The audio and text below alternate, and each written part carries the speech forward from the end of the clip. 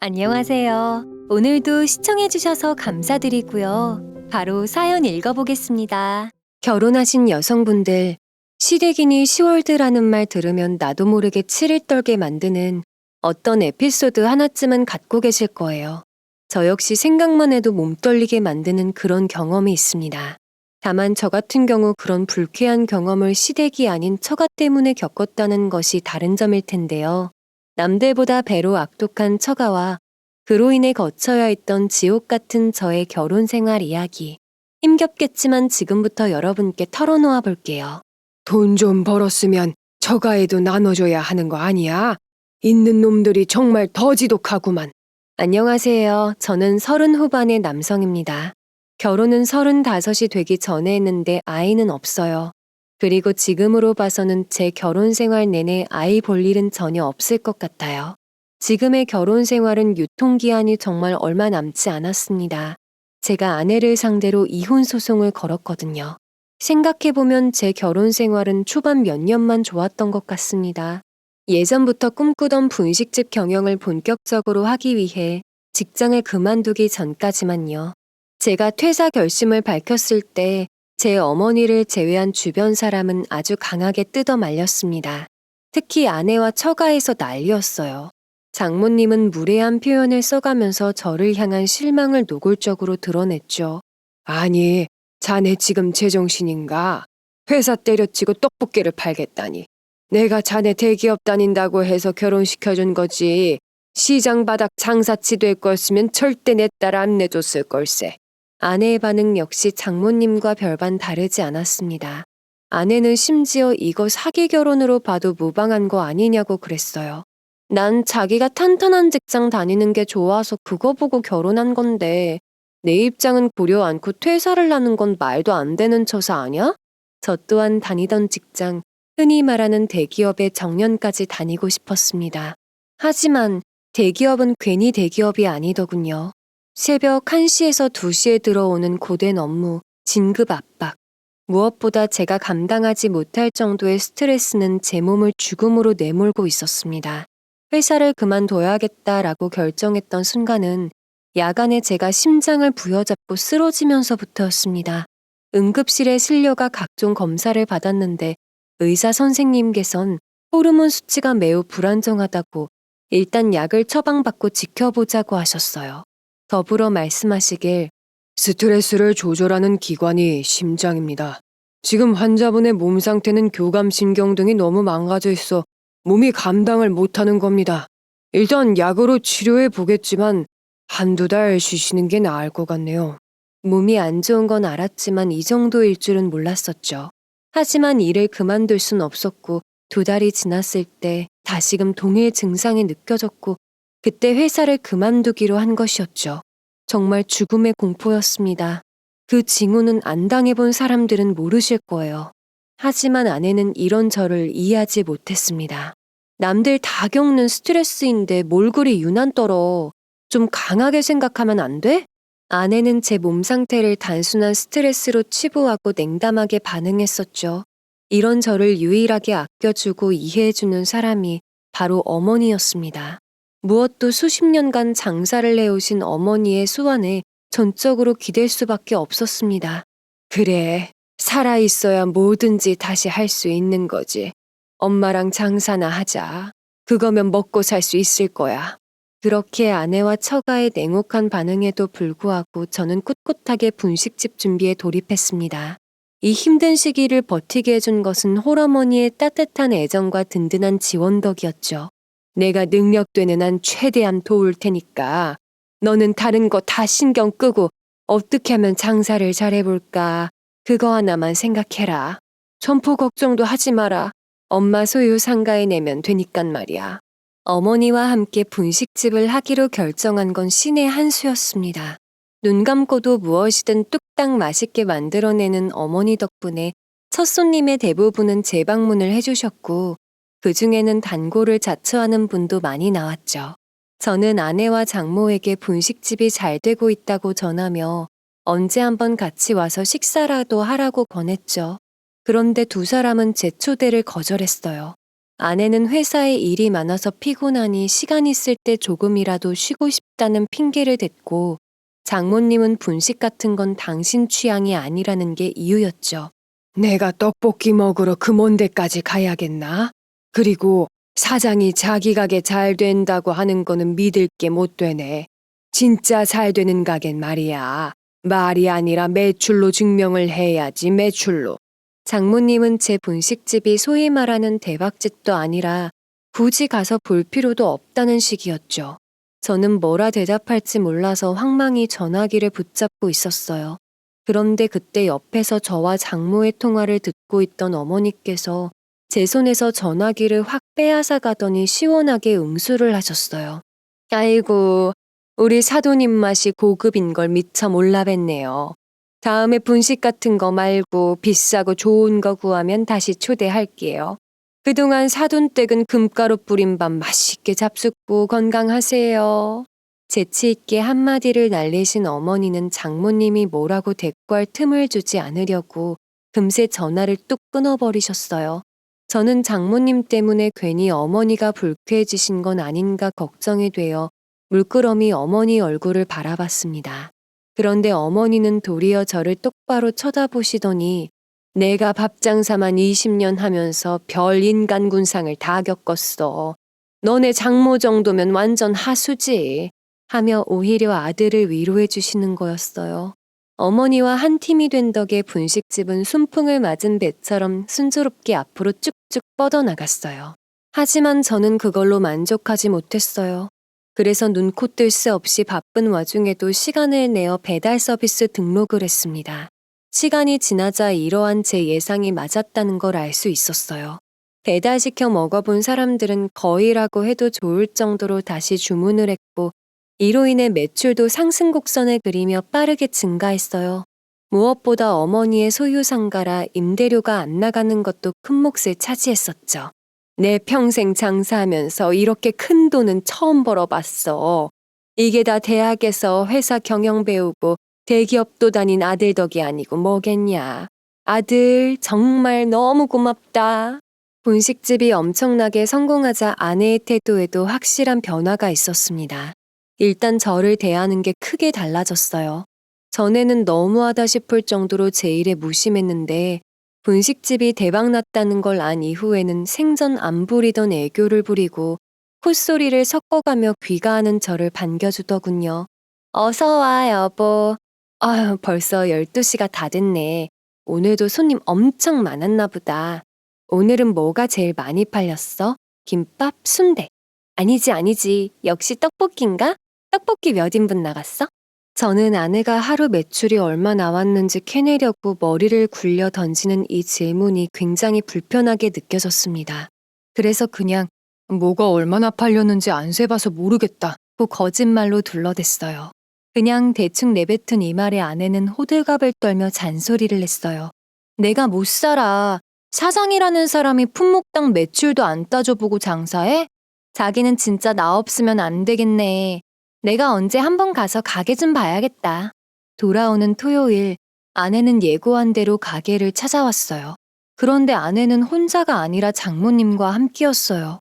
장모님을 본 순간 제 머릿속에는 갑자기 무슨 바람이 들어서 여기 오신 거지? 하는 생각이 스쳤습니다.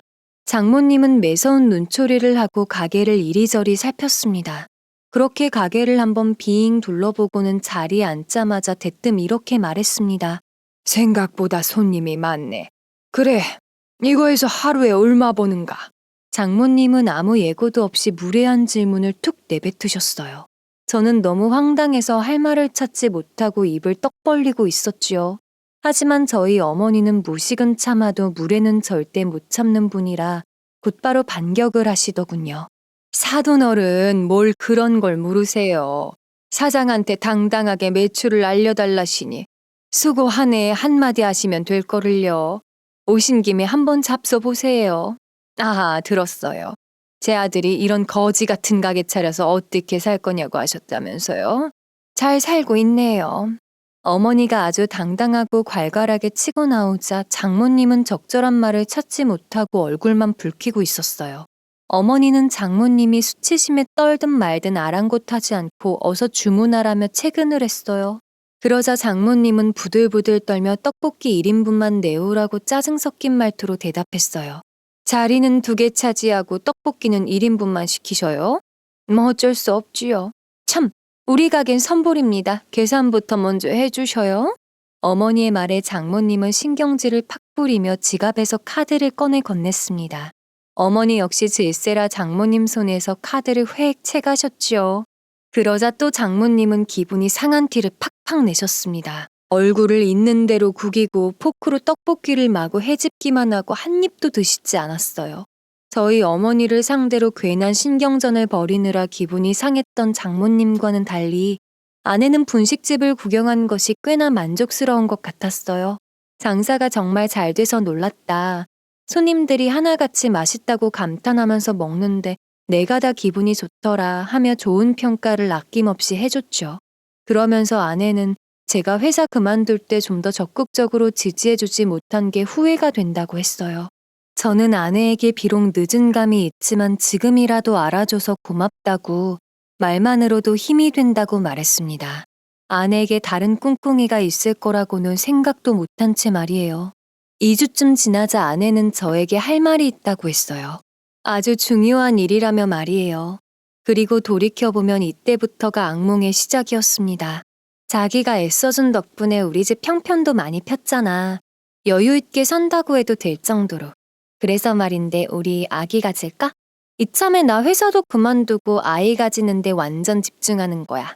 아내의 말에 저는 뛸 듯이 기뻤습니다. 아빠가 될 거라고 생각을 하니 벌써부터 가슴이 마구 뛰었어요.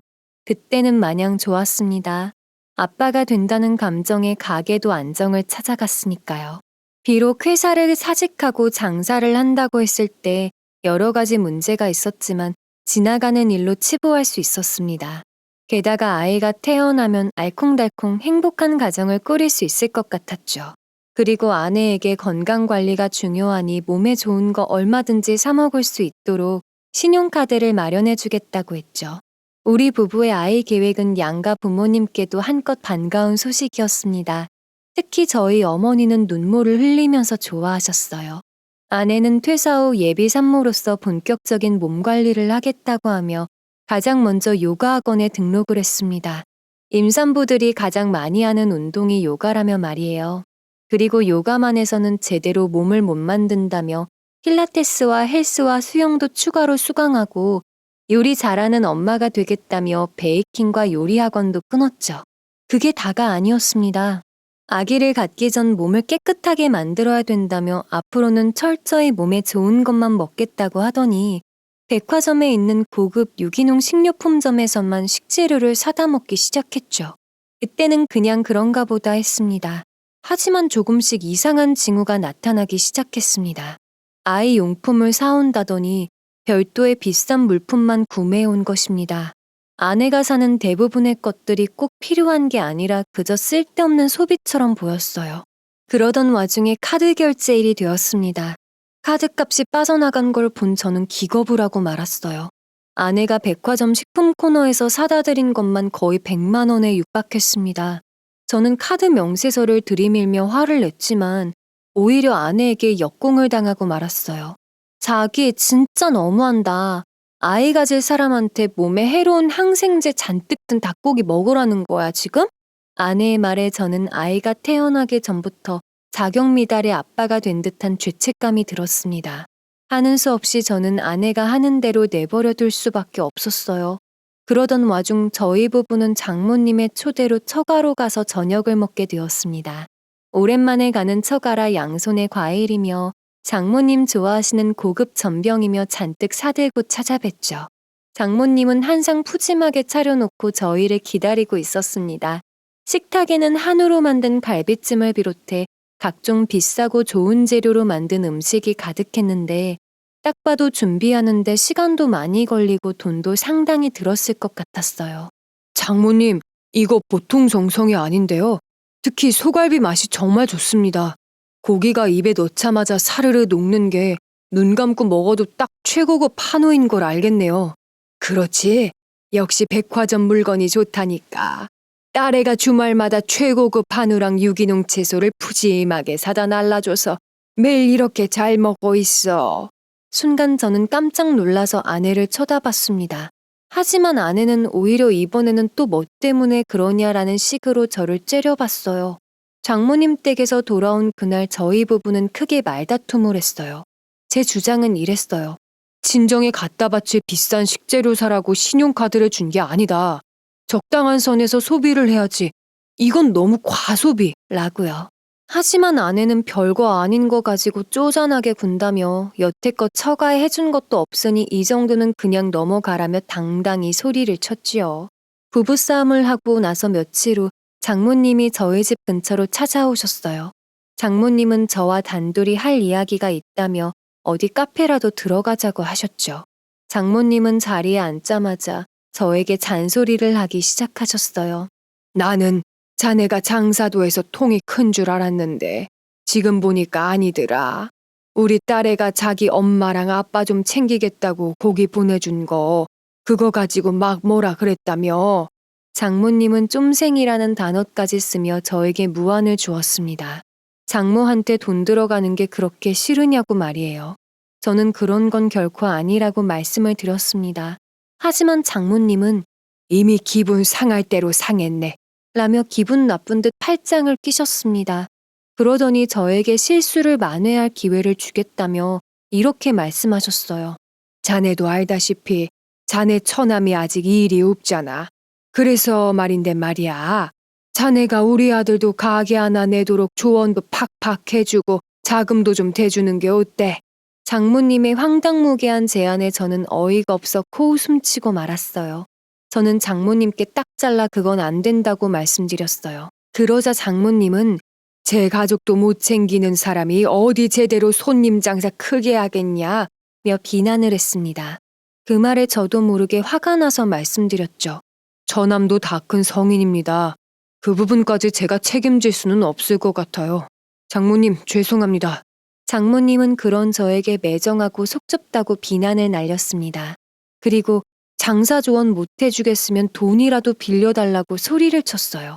저 역시 지지 않고 큰 소리로 돈 같은 건 못 빌려드리겠다고 응수했어요. 제가 강하게 나오자 장모님은 결국 자리를 뜰 수밖에 없었어요. 어이구, 치사하다 치사해. 있는 놈이 더 지독하다더니 딱 그 꼴이야. 장모님은 저를 쏘아보더니 커피값은 자네가 내게 라는 말만 남기고 뒤돌아 카페를 나가셨습니다. 장모님의 어이없는 행동에 저는 화가 났어요. 뒤쫓아가서 따지고 싶은 마음이 들었죠. 하지만 곧 마음을 고쳐먹었습니다. 처가 쪽 살림이 그리 여유 있는 편이 아니다 보니 마음까지 쪼들리나 보다 하는 생각이 들어서였죠. 제 어머님은 작지만 1층짜리 상가 건물도 있고 아버지는 양평 쪽에 펜션도 하나 있고 하니 그 여유를 본인들에게 내심 베풀길 원하셨나 봅니다. 하지만 그 방식이, 그 과정이, 인성이 너무 좋지 못했습니다. 이때까지만 해도 저는 어떻게든 평온한 가족이 되기를 바랬습니다. 그렇게 딱딱하게 굳어버린 장모님의 마음도 풀고 처가와의 관계 개선시킬 겸 저는 양가 가족들에게 1박 2일 일정으로 양평으로 놀러 가자고 제안을 했어요. 그리고 처가에서 부담을 가지지 않도록 숙박비든 여행비든 신경 쓰지 말고 몸만 와달라고 부탁을 했습니다. 어차피 잠은 아버지 펜션에서 잘 거고 웬만한 건 펜션에서 다 제공해 주니까요. 그렇게 제주도 아래 처가 식구들과 친가 식구들이 한자리에 모이게 되었습니다. 원래 처가 쪽에서는 장인어른과 장모님, 처남이 오기로 했어요. 그런데 당일 아침 장모님에게 연락이 오더니 장모님 남동생, 즉 처외숙 한 분이 같이 가기로 했으니 양해 좀 해달라고 하더군요. 처외숙은 결혼식 날 딱 한 번 본 게 전부여서 어색할 것 같았지만 거절하기도 못하고 그래서 일단 알겠다며 승낙할 수밖에 없었죠. 하지만 제 우려와는 달리 분위기는 화기애애했습니다. 공기 좋은 곳에서 다 같이 모여 맛있는 것도 먹고 웃고 떠들고 하니 다들 재미있어 했죠. 해가 질 무렵에는 널찍한 마당에 앉아 바비큐 파티도 했습니다. 아버지는 근처 농가에 가서 직접 공수해온 최상급 삼겹살과 안심을 숯불에 구워서 모두에게 푸짐하게 나눠주셨죠. 그런데 한창 분위기가 무르익었을 무렵 처회숙이 뜬금없이 저희 집이 참 잘 사는 것 같다며 칭찬을 하기 시작했습니다. 하지만 내심 불안했어요. 처회숙이 술을 진탕 드셨으니까요. 조카 사돈 댁은 참 잘 사시는 것 같습니다. 이렇게 번듯하게 펜션 사업도 하시고, 그 또 뭐냐? 상가도 하나 있는데 거기 떡볶이 장사가 그렇게 잘 된다면서요? 거참 부럽습니다. 처회숙의 칭찬에 저희 어머니는 손사래를 치셨습니다. 상가가 하나 있긴 한데 번화가에 있는 게 아니라 월세를 그렇게 높게 받지도 못한다며 말이에요. 그리고 곧 상가 하나가 계약이 끝나나갈 예정인데 그 자리에 또 임대를 놔야 한다며 가볍게 고민을 털어놓으셨죠. 어머니의 말에 처회숙은 두 눈을 반짝하더니 손에 들고 있던 술잔을 테이블에 탁 내려놓고 이렇게 말했어요. 사돈, 그 상가 저한테 임대 놓으시죠. 저도 장사 좀 해보려고 상가를 찾고 있었는데, 아이고 임대료가 좀 비쌉니까? 이번 기회에 가족 할인 붙여서 좀 어떻게 싸게 좀 놓으시죠. 처회숙은 어찌나 흥분을 했는지 저희 어머니가 반응을 보이든 말든 혼자 신이 나서 속사포같이 말을 쏟아냈어요. 혼자서 소주 2병을 드신 상태라 취기도 상당히 오른 상태였죠. 이윽고 처회숙은 월세 이야기를 꺼내며 당장 계약을 하자는 식으로 말을 했어요. 처회숙이 제안한 월세는 원래 가격의 절반에도 못 미치는 터무니없는 수준이었습니다. 어머니는 많이 당황한 듯 친척 사이에 계약서 주고받게 되면 껄끄러워지니 이 이야긴 없던 걸로 합시다. 라며 분위기를 바꾸려고 하셨죠. 처회숙은 어머니 말씀이 듣기 거북했던지 곧바로 인상을 팍 구겼습니다. 그리고 나 지금 화났다라는 걸 알리고 싶은지 입을 꾹 다물고 혼자 소주를 연신 들이키기 시작했어요. 아주 빠른 속도로 소주 한 병을 비운 처회숙은 거나하게 취해서 거 있는 사람이 좀 베풀고 살아야지. 그렇게 쪼잔하게 구니까 장사치란 말을 듣는 거 아니요? 라며 호통치듯 소리를 질렀습니다. 난데없이 소란을 피우는 처회숙 때문에 방금 전까지 화기애애하던 저녁 식사 자리는 순식간에 찬물을 끼얹듯 무겁게 가라앉고 말았어요. 제 부모님 두 분은 처회숙의 무례함에 당황하고 화도 났지만 처회숙과는 도저히 제대로 된 대화가 안 되겠다 싶었는지 그냥 꾹 참고 넘어가기로 하신 듯 했어요. 이야기 안 되겠다 싶은 건 다른 처가 식구도 마찬가지였습니다. 어느 하나 나서서 처회숙을 말린다던가 주의를 주려고 하지 않았어요.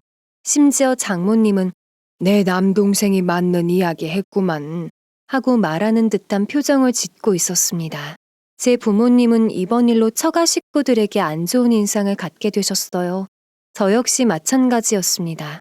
심지어 저는 아내를 향해서도 큰 실망감과 섭섭함을 느꼈어요. 아내는 끝까지 자기 외삼촌은 딱히 잘못한 게 없다고 우겨대기까지 했습니다. 우리 외삼촌이 잘못한 건 딱히 없는 것 같은데? 그리고 어머님이 너무 딱 잘라 거절하신 건 사실이잖아. 옆에서 보는 내가 민망해질 정도였다니까? 저는 기가 막힌 나머지 아내의 말에 아무 대꾸도 할 수가 없었습니다. 아내 역시 어쩔 수 없는 처가 쪽 사람인 것 같다는 생각이 들었어요. 아내는 이번 여행일로 딱히 마음이 상한 것 같아 보이진 않았습니다. 그전과 다름없이 매일 자칭 임신 준비에 여념이 없었죠. 다만 한 가지 달라진 건 하루가 멀다 하고 자주 가게에 들른다는 점이었어요. 갑자기 분식이 확 당긴다는 게 이유였습니다. 임신 준비하면 입맛 같은 것도 바뀌는 건가? 안 먹던 떡볶이랑 튀김이 매일 생각나네. 아내는 가게에 들러 먹고 싶은 것을 마음껏 골라 먹었습니다. 고른 것을 집으로 가져갈 때도 있고 자리를 떡하니 차지하고 앉아 가게에서 먹을 때도 있었어요. 가게를 마치 제 방처럼 편하게 들락날락하는 아내가 제 눈에는 그다지 좋아 보이진 않았습니다. 한창 손님 많을 때 테이블 차지하고 앉는 것도 좀 그렇고 바쁘게 일하는 직원들 보기에 미안했어요. 하지만 예비 임산부니 남편으로서 배려해야겠다 싶어서 그저 아내가 하는 대로 내버려 둘 수밖에 없었죠. 그런데 그냥 보고 있자니 정말 너무한다 싶었습니다. 아내가 점점 민폐와 무례를 일삼기 시작한 겁니다. 무엇보다 가장 큰 문제는 아내가 직원들을 대하는 태도였습니다. 주문을 할 때 손가락을 까딱대며 거만하게 구는 것은 기본이고 나이가 어린 직원들에게는 반말을 서슴지 않았어요. 나이 많은 직원들 역시 함부로 대했습니다. 주방에서 같이 요리하고 설거지하는 이모님들에게 아주 버릇없이 굴었어요. 그러던 어느 날 일이 터지고 말았습니다. 아내와 주방 이모 사이에 큰 싸움이 벌어지고 만 겁니다. 사건의 발단은 역시나 아내의 까탈스러운 주문이었어요. 아내가 완벽하게 바삭하지 않다며 트집을 잡아 튀김을 다시 튀겨달라고 주문을 한 것에 참다 못한 이모가 한마디 하면서 두 사람 사이에 말다툼이 시작된 거죠. 아유, 사모님, 바빠서 정신 없는 거 안 보여요? 웬만하면 그냥 좀 잡수셔요. 손님들도 다 괜찮다고 맛있다고 드시는데 사모님만 난리야. 주방 이모의 지적에 아내는 길길이 날뛰면서 화를 냈습니다. 잡아먹을 듯이 대든다라는 표현이 딱 맞아떨어질 정도로요. 아내는 이모를 향해 삿대질을 하면서 직원이 왜 제 할 일을 안 하려 드냐며 따졌습니다. 이모는 사모님이 여기 사장은 아니지 않냐며 응수하셨죠. 머리끝까지 화가 난 아내는 들고 있던 튀김 접시를 이모에 냅다 던졌습니다. 접시는 이모님 가슴팍을 맞고 바닥에 큰 소리를 내며 떨어졌어요.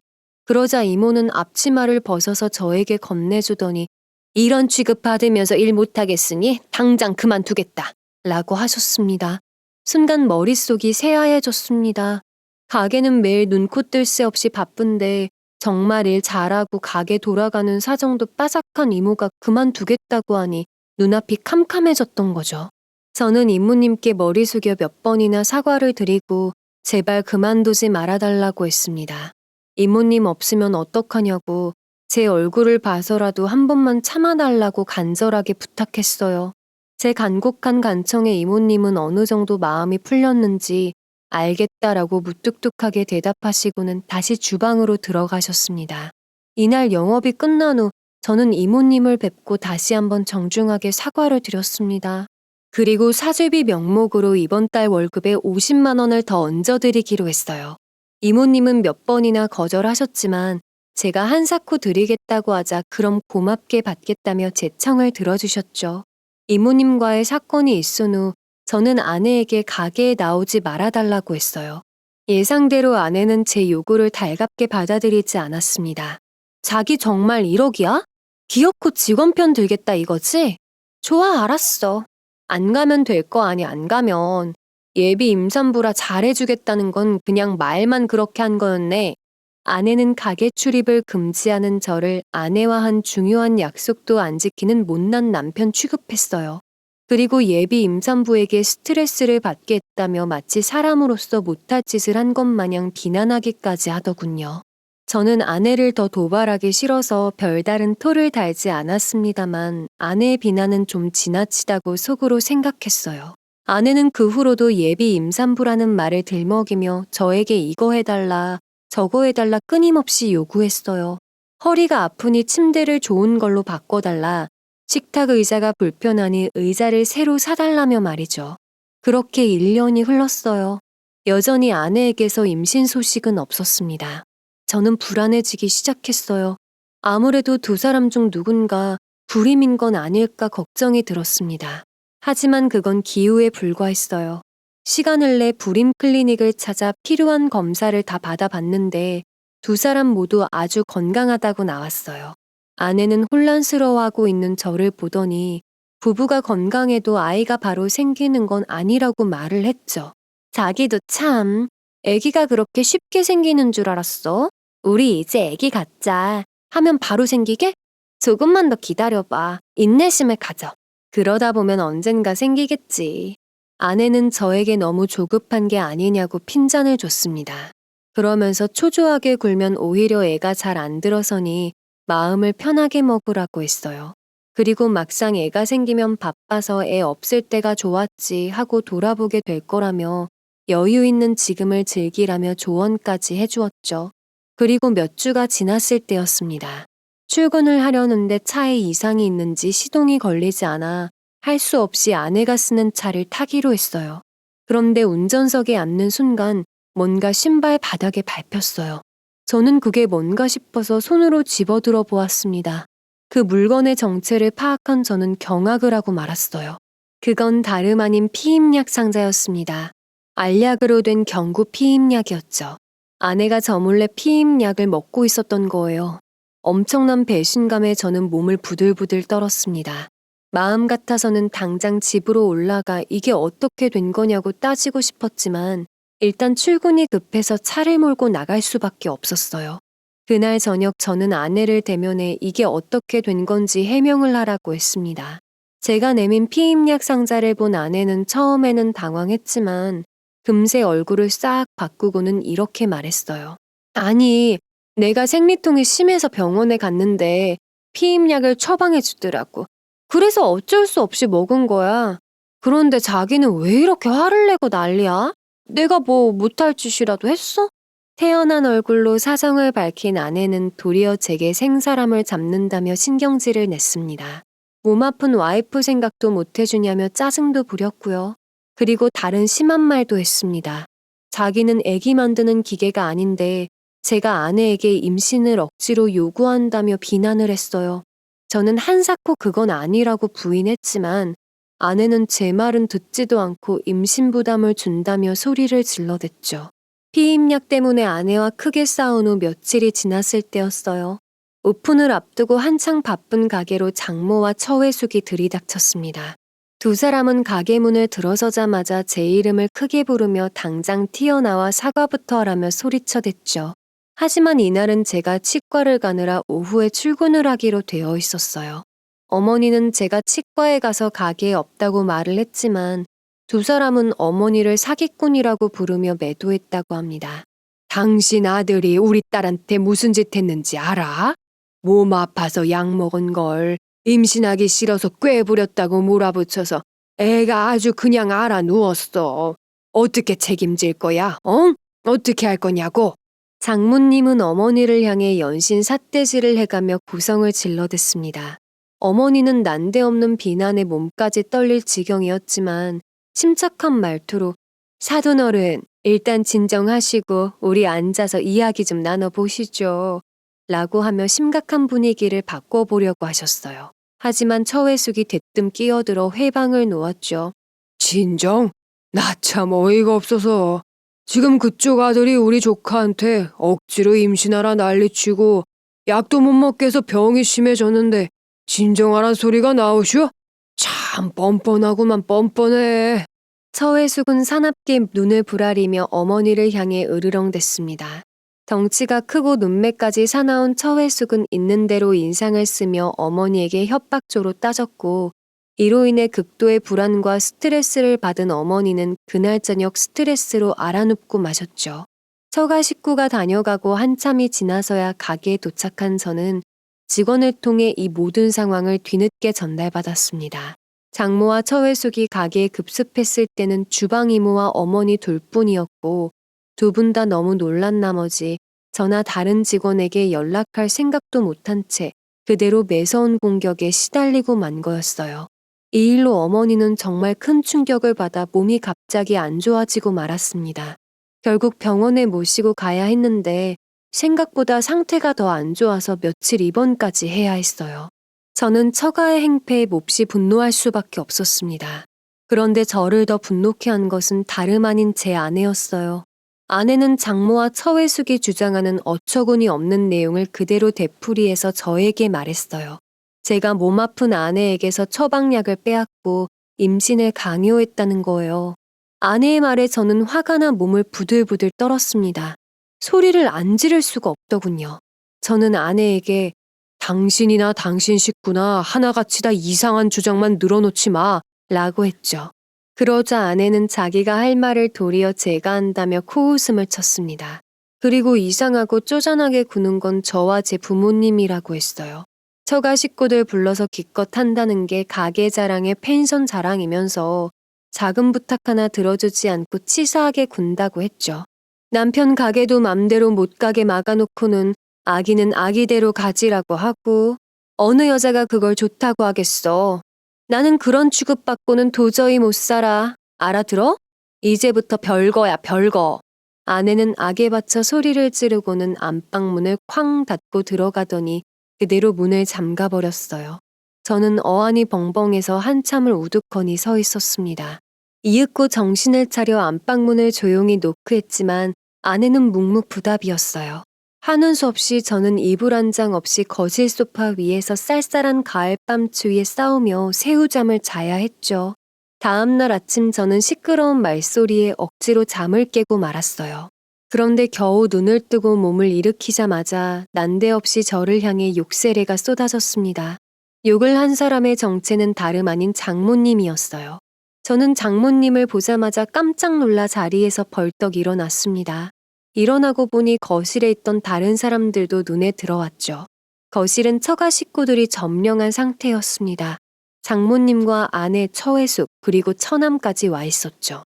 아니, 다들 뭐 하는 겁니까? 남의 집 거실에 집주인 허락도 없이 들어와서. 뭐긴 뭐야. 네 놈한테서 딸 구해내려고 왔지. 남편이랑 시모랑 작당하고 못 살게 구는데 손 놓고 가만히 있을 수 없지 않는가. 장모님은 오늘 아침 아내에게서 남편이랑 시모 시집살이 때문에 도저히 못 살겠다고 구조 요청을 받았다고 했습니다. 그 연락을 받자마자 처남, 처회숙을 불러 저희 집으로 온 거라고 했죠. 장모님은 그 말을 마치자마자 처남과 처회숙에게 빨리 짐을 싸라고 지시했어요. 장모님의 지시가 떨어지자마자 두 사람은 눈에 보이는 괜찮은 물건은 죄다 가지고 온 트렁크에 집어넣기 시작했죠. 반면에 아내는 가만히 서 있기만 했어요. 이상하다 싶어서 아내를 보니 아내 옆에는 이미 커다란 트렁크 하나가 있더군요. 어젯밤 이미 짐을 싸둔 것이 분명했습니다. 처가 식구들은 챙길 물건을 다 챙기자 미련 없다는 듯 문을 열고 나가버렸어요. 홀로 남겨진 저는 휑해진 집을 보고 황망해져 소파에 쓰러지듯 주저앉고 말았습니다. 이 상황을 도대체 어떻게 받아들여야 할지, 그리고 또 앞으로는 어떻게 해야 좋을지 아무것도 떠오르지 않아 절망적이었어요. 이날 저는 멍한 상태로 하루를 보냈습니다. 가게에 나가서 일도 했지만 무슨 정신으로 손님을 맞고 음식을 만들었는지 기억이 잘 나지 않을 정도였죠. 집에 돌아왔을 때는 상태가 더 심각했습니다. 아침에 그 소동으로 인한 충격이 생생하게 살아나 가게에 있을 때보다 더 피곤한 것 같았어요. 저는 참담한 심정을 안고 안방문을 열었습니다. 안방은 집안 다른 어느 곳보다 더 황량했어요. 아내가 없는 탓도 크겠지만 아내가 자신이 한번 건드리기라도 한 물건은 죄다 싸서 나가버린 게 제일 컸습니다. 안방에는 아내가 두고 간 물건도 몇 있었습니다. 어쩌다 입는 옷 중에 부피가 큰 것은 두고 갔더군요. 저는 아내의 옷을 보고 있기가 괴로워서 서재로 옮기려고 옷장에서 꺼냈어요. 그런데 옷주머니에서 뭔가가 튀어나와 바닥으로 툭 떨어졌습니다. 그걸 무심코 집어들어 본 저는 또 한 번 경악하고 말았어요. 아내 옷주머니에서 나온 건 다름 아닌 피임 도구였습니다. 남성용이었어요. 순간 제 머릿속과 가슴에는 온갖 불쾌한 짐작과 분노로 어지러워졌습니다. 몸이 너무 떨려서 그대로 서 있을 수가 없었어요. 하지만 한 가지는 분명했어요. 아내는 다른 남자와 바람을 피우고 있었던 겁니다. 당시 그 피임 도구가 제 것일 확률은 전혀 없었습니다. 우리 두 사람 부부관계 안 한 지가 한참이나 되었기 때문이에요. 다음 날 아침 저는 바로 심부름센터에 전화를 걸어 아내의 바람을 확인하고 싶다고 했습니다. 전화를 받은 직원은 놀라는 기색도 전혀 없이 이런 일에 아주 익숙하다는 듯이 태연하게 대응했어요.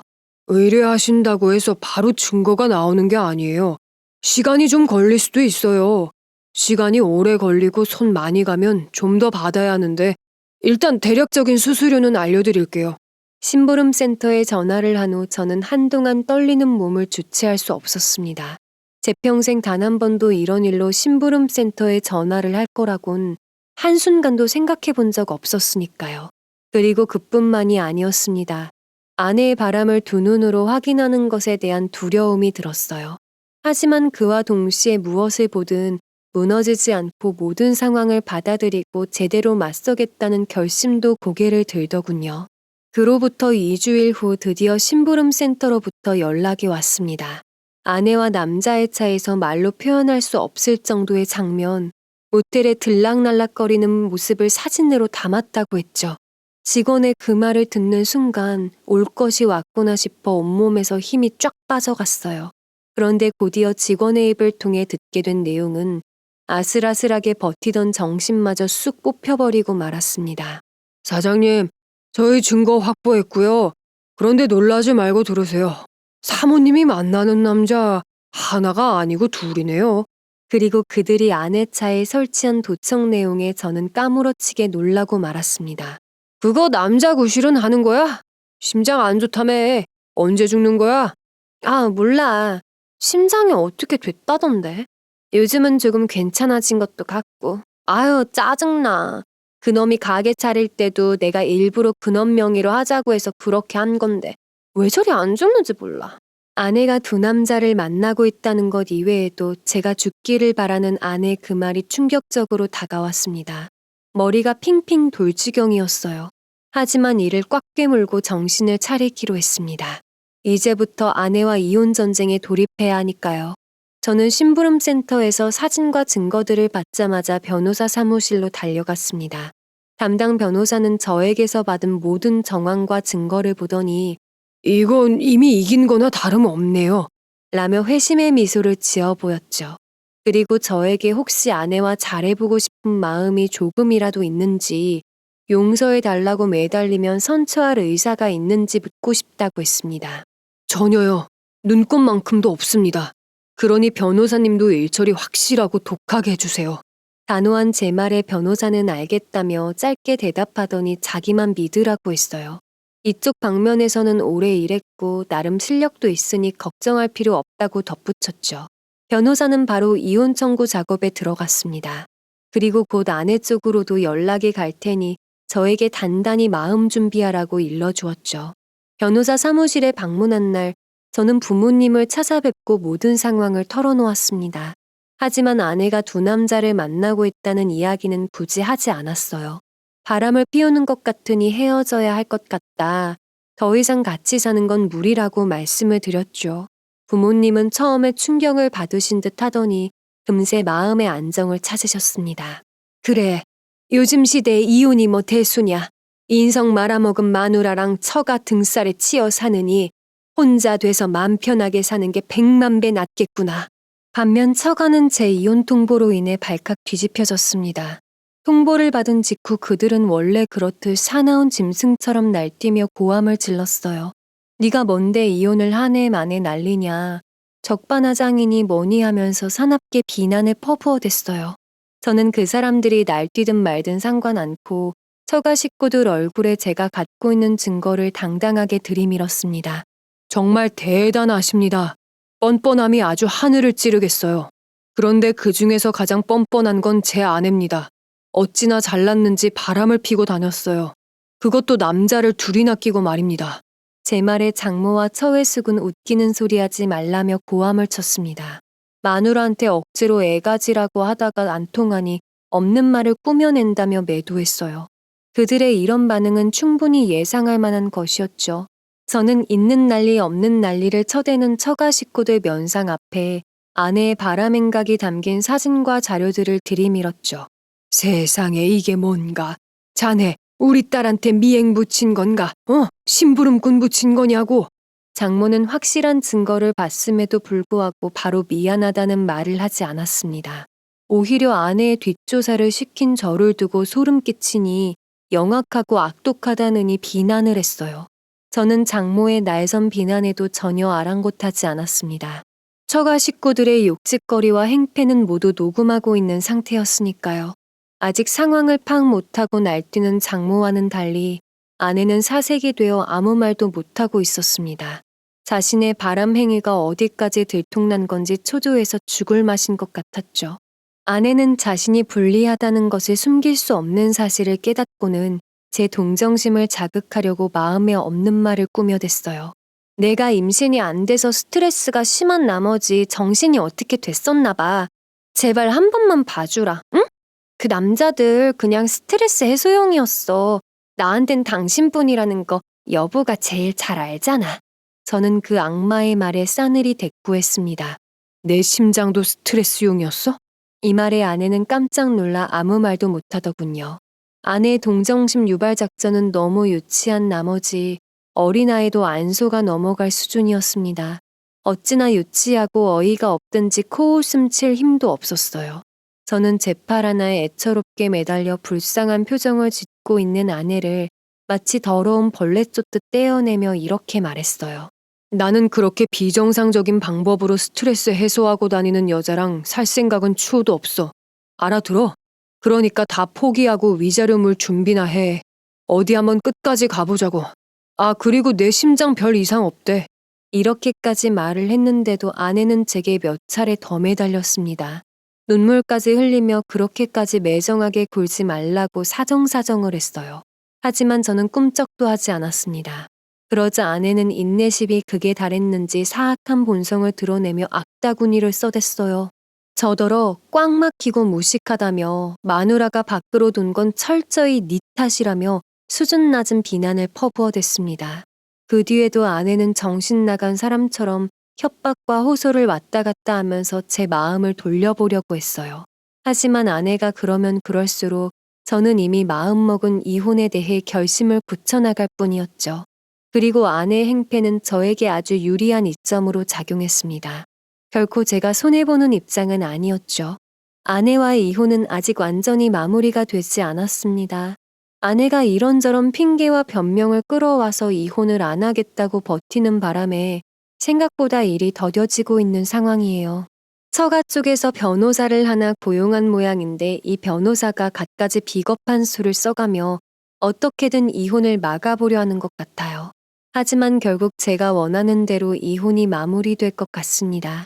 저에게는 아내에게 불리하게 적용할 증거와 증인까지 탄탄한데 변호사마저 심지어 아내 쪽보다 몇 수 위 실력자예요. 아내와 처가는 지금도 저를 파렴치한 놈이라며 비난하고 몰아세우고 있습니다. 간간히 미안하다며 사과를 하긴 하지만 이혼을 피해보려는 수작에 불과하다는 것 잘 알고 있죠. 그래서 이 이혼 정말 제대로 해볼 생각입니다. 아내와 상간 상대자들 끝까지 몰아붙여서 위자료 탈탈 다 털어낼 겁니다. 법을 최대한 이용해서 최대 금액으로 뜯어내고 말겠습니다. 저는 그냥 열심히 제 밥벌이를 하고 이쁜 아들, 딸 낳아서 행복하게 살고 싶었습니다.